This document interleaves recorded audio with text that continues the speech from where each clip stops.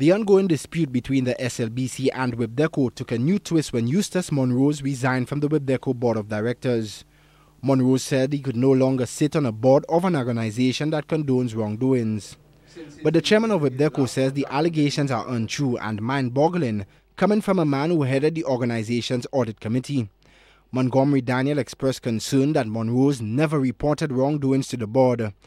This is the reason Daniel says he will not accede to a request for a forensic audit of WIBDECO's operations.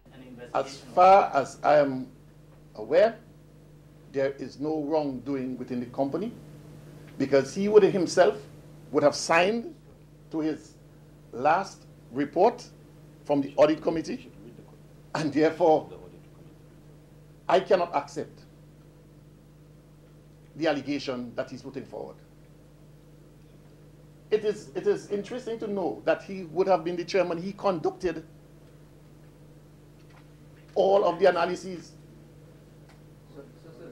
And yet you're coming to tell me that there are wrongdoings and you have never brought it to the attention.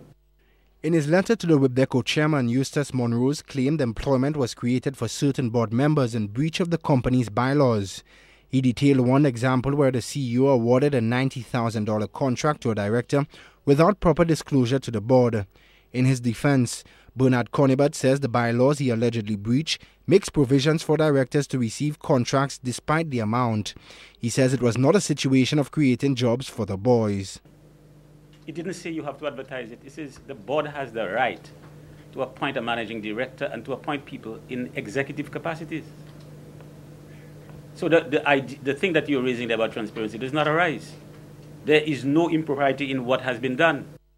The WIBDECO directors were also very critical of their former colleague. The directors lambasted Monrose for not reporting his discoveries to the board during his tenure as the head of the audit committee. They also expressed cynicism that Monrose signed and approved the 2006 audit report in light of his findings. Earlier, Monrose promised to provide further proof in due course. It's quite a while that I was on this board attempting to work it out from the inside. This is the best way of fighting it. That is why I remain on the board for such a very long time.